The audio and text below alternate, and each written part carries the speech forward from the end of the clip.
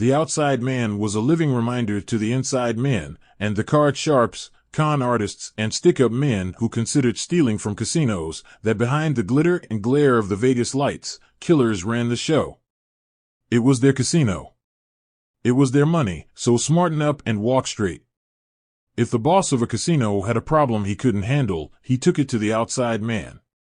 He was the muscle, not the brains in Vegas, and when Chicago called the shot in that town, being their representado was, for wise guys, like being a god. For almost 4 decades, the various mob outfits worked well together in Las Vegas.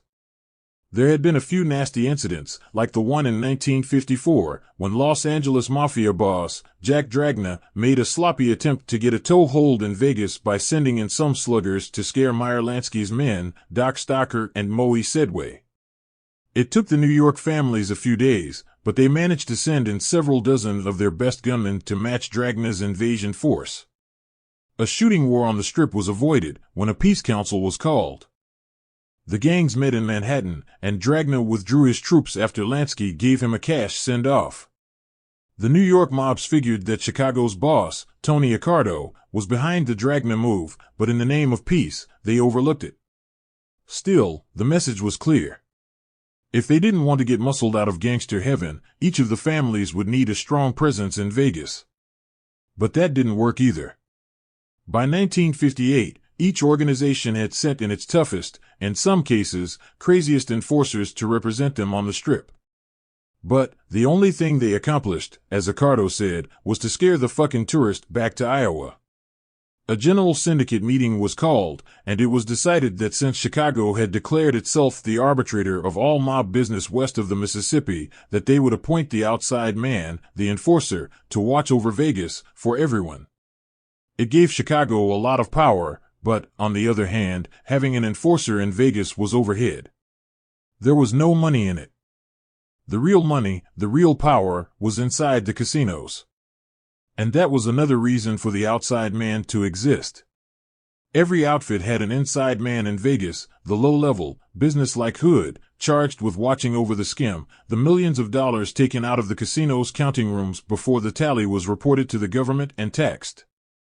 Since no one, except the inside man, really knew how much the day's count was before it was skimmed, there were persistent rumors that the inside men were stealing from the take.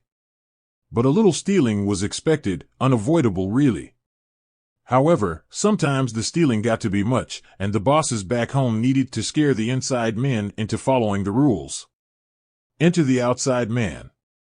The first hood that Chicago sent to be its god in Vegas was Marshal Caifano, a dangerous man with a hair-trigger temper and the disposition of a rattlesnake. Like Sam Giancana, and most of the hoods who ruled over Chicago in the late 1950s and early 1960s, Caifano came out of the notorious 42 gang that sprung out of Chicago's sprawling Italian ghettos, and, again like Giancana, Caifano's arrest record dated back to 1929. By 1952 he was already a prime suspect in at least 10 mob murders, and, later, one short-lived, national recognition when he refused to answer questions before the McClellan Committee. It was Sam Giancana who sent Caifano to Las Vegas in the late 1950s, when the Chicago outfit was skimming $1 million a day out of its casinos there. Caifano got the job, largely because Giancana decided that he wanted the hood's beautiful wife, Darlene, a tough-talking, Kentucky mountain hillbilly who, according to FBI agent Bill Romer, modeled herself after Virginia Hill. Sam had a thing for Darlene, and Darlene wanted to taste Giancana's power, so in 1958 the two started to meet regularly on Friday nights in a hotel Giancana owned, the Thunderbird, in suburban Rosemount, outside Chicago. Soon, Sam decided he wanted Darlene on a full-time basis, so, to get Caifano out of the way, the mob boss sent his most trusted soldier to Vegas as a replacement for Johnny Rosselli, a man Giancana never liked or trusted. It was interesting how Caifano found out about MOMO and Darlene too.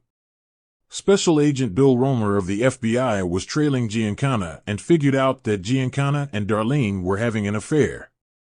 Romer decided to use the information to see if he could get Caifano to flip over to the FBI as an informant.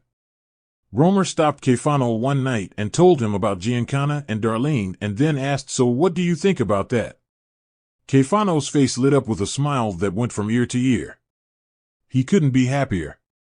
He thought it was an honor. Romer, who was relatively new to the job, didn't understand the rules yet, and went away confused, certain that, at the least, a killer like Caifano would fly into a rage. But he didn't. All it did was make him happy, because now Caifano had Sam Giancana just where he wanted him. Sleeping with Caifano's wife was a direct violation of the few rules the Chicago mob has. Caifano could have killed Giancana for what he was doing and got away with it too. But he wouldn't.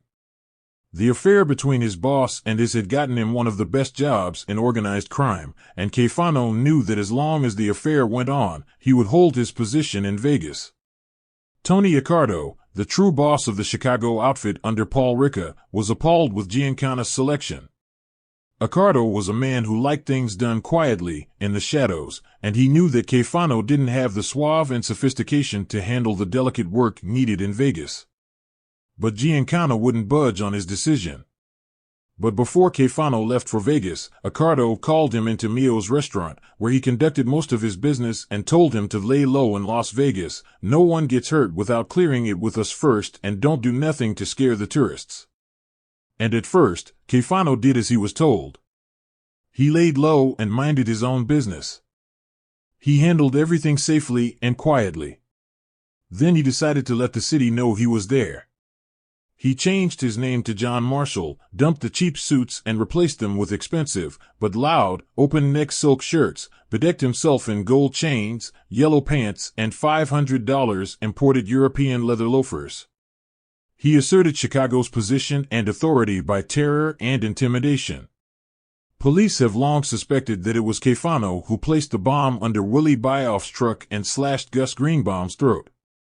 The more people Caifano killed on the boss's orders, the more belligerent he became, alienating almost everyone in town that had to deal with him.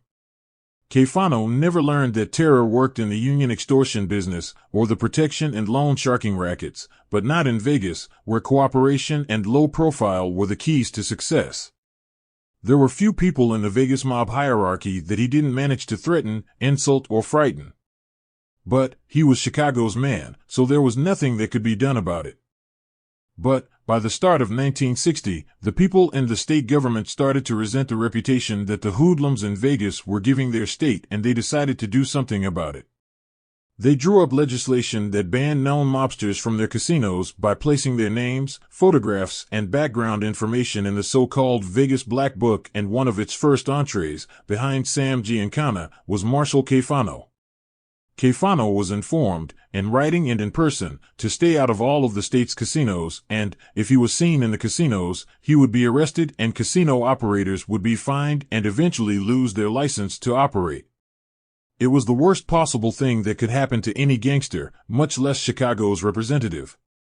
There were hundreds of mobsters who roamed the streets of Vegas in the early 60s, and most of them laid low enough to avoid being included in the book, but Caifano had brought on the problem himself. However, being included in the Vegas Black Book did nothing to slow Caifano down. More than ever before, he stuttered up and down Glitter Gulch, making sure the world understood he was Chicago's man in Vegas. In fact, he made a point of not only going into the casinos, he made sure he was spotted. The Nevada state authorities, who would have been willing to look the other way for the occasional transgression, had no choice but to arrest the mobster in the lobby of the Stardust Casino when he entered it 3 times in one night, after he was warned to stay out. Then, to the horror of Ricca and Accardo, Caifano did the unthinkable. He sued the state of Nevada, taking the state to court to have his name removed from the Black Book. Caifano lost his suit and his name stayed in the exclusion book, but the entire episode scared the hell out of Ricca and Accardo.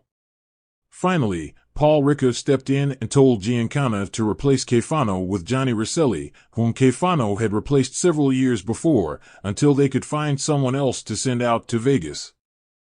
Although Giancana despised Rosselli, he had to acknowledge that Caifano wasn't working out, and that Rosselli did have the diplomacy needed to work between the different families working in Vegas.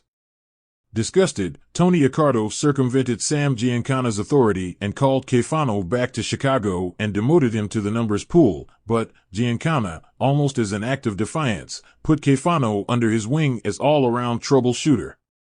Once Giancana fell from power in 1964, one of the first orders that Accardo gave was to toss Caifano out of power forever. By 1965, Caifano, the one-time god of Vegas, was reduced to the status of a neighborhood bookmaker on Chicago's West Side and was warned to keep his mouth shut and his nose clean. He was given enough income from keeping him from going broke, but otherwise he was as out could get in mobdom.